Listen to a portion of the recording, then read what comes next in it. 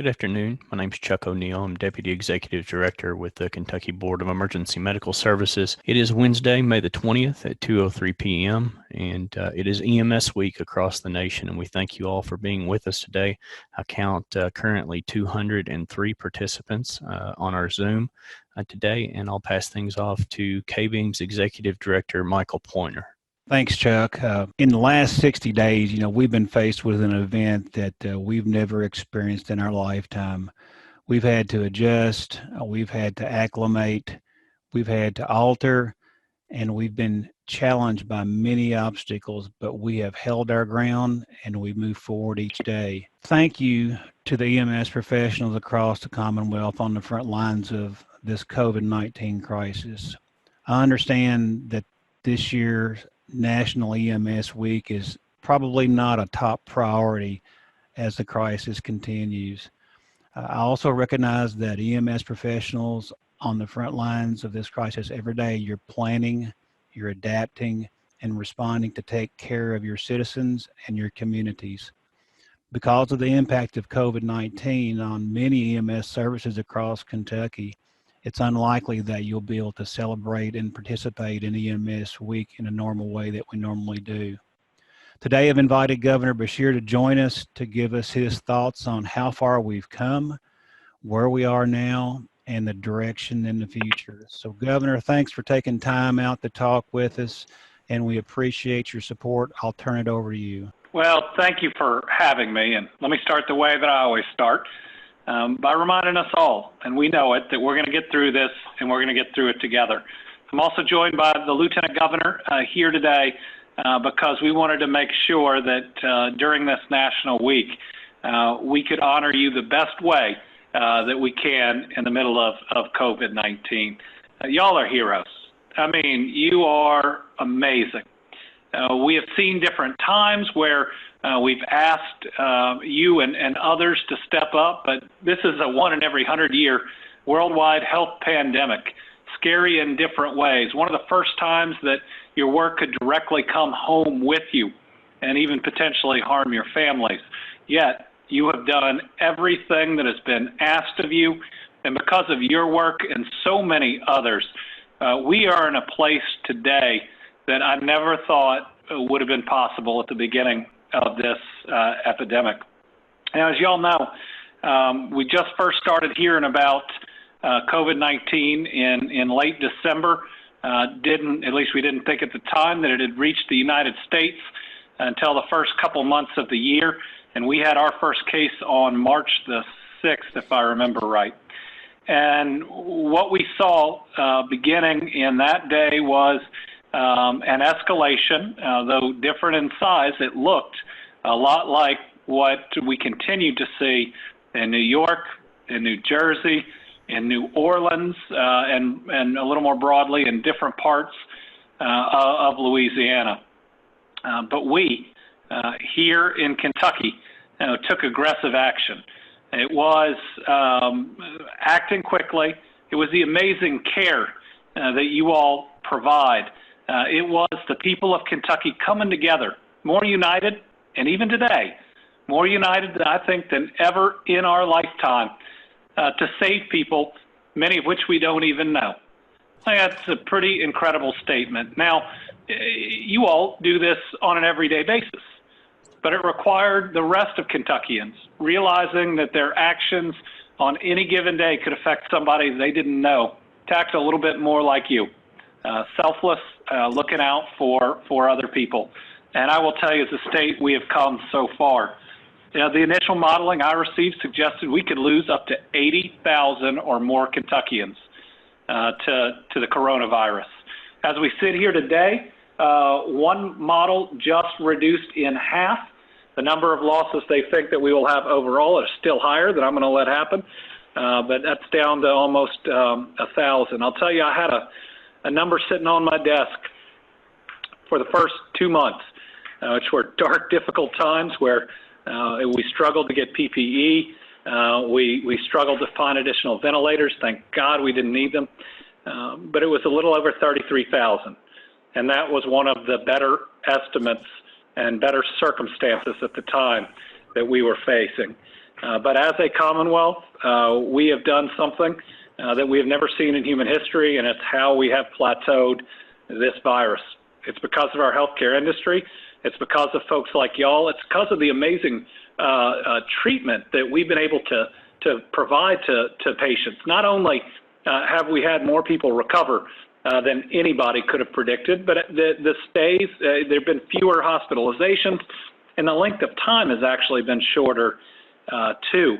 But what we know and what you all know is these symptoms can wait a long time, and then immediately somebody is very, very sick, which means that your jobs related to this have never been more important, and we continue to appreciate you so much.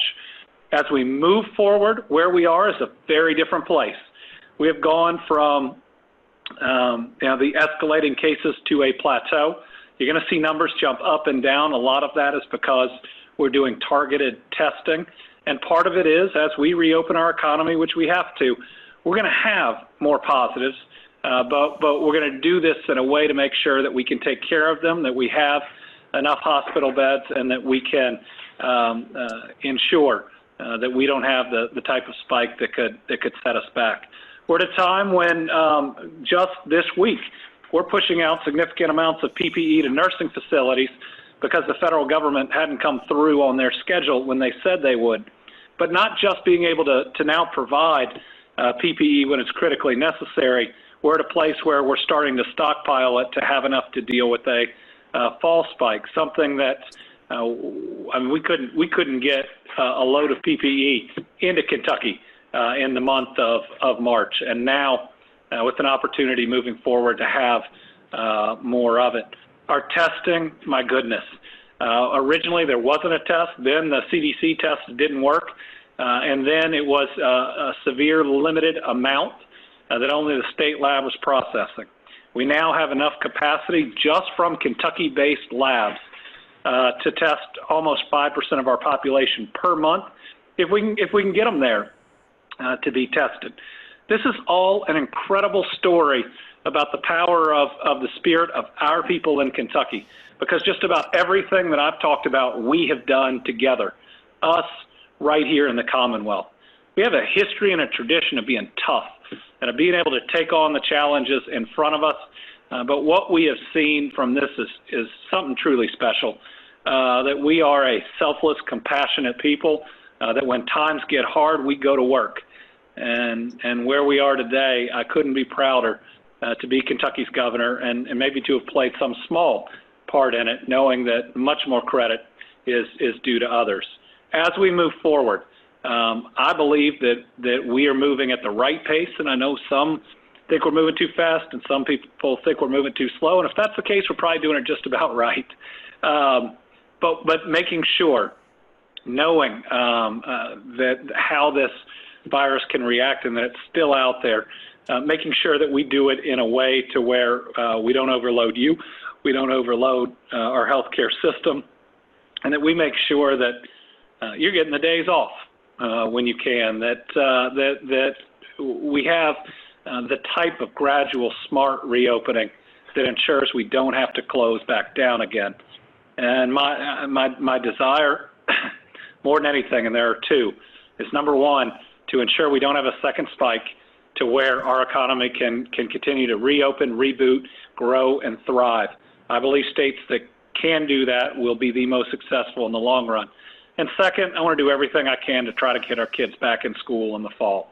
It's something that we desperately want and that we desperately need, something that obviously we're going to have to be careful about, but that's where we're headed. But I mean, you on this call are a big part of the best response to a worldwide health pandemic the world has ever seen. And not many of us can say something like that in our lifetime. So I hope that you all are truly proud of your work, because I'm incredibly proud of you. We always knew we had great people in every area, including yours, but we have seen right now excellence in the face of something truly terrifying, at least when it started. Let me turn it over to the Lieutenant Governor. Well, hello, everybody. I want to thank you all so much for all of the contributions that you've made. And as the governor said, you all are certainly on the front lines of fighting for all of us and our families and our kids. And I just want to echo everything he said. Not only have you been a cornerstone of getting through this pandemic, but you all are going to also be the folks that help us so that we can get our economy up and going again. So thank you for everything that you've done and the sacrifices that you and your families have made for ours. And let me just end by saying we greatly appreciate you. And while I know this week might not be celebrated the same way it was in the past, I think you are being celebrated by this entire Commonwealth and this entire country, and rightfully so. Thank you, Governor, and thank you, Lieutenant Governor. And please pass along to your staff. When you were over at the State Emergency Operations Center, I had an opportunity to communicate with them, and they were nothing but helpful. So please pass along to them our gracious thoughts, and thank you. We'll do it, and also to everybody working on every other emergency and challenge that's out there. We appreciate you so much. Thank y'all. Thanks for your time. For everybody else, I don't know if you knew the theme of this year's EMS Week. It is Ready Today, Preparing for Tomorrow. That couldn't be a better theme. This was developed a long time before the COVID-19 crisis, and it's particularly meaningful now as we see the EMS community rallying and continuing to support those affected by the crisis, all the while still responding to everyday emergencies. We've still got our normal operations, and that continues to occur in your communities. All the while dealing with the challenges such as the lack of appropriate PPE and the fellow workers who are stricken by the virus. You know, now more than ever, it's important that we honor and celebrate our EMS professionals who are supporting the health and well-being of our Commonwealth and our nation. We have folks that are out in different states from Kentucky, especially those brave individuals who give the ultimate sacrifice with their lives. We'll be focusing on personal safety and mental health to help protect our EMS professionals who are experiencing adverse effects of their experiences during this crisis and in the future. So in closing, I send my best wishes for the safety and health of all EMS personnel on the front lines across the Commonwealth of Kentucky. As I've closed in previous calls, that please take care of yourself, please take care of your staff, and please take care of your family. Don't forget they're out there too. So be careful. Thank you, and Godspeed.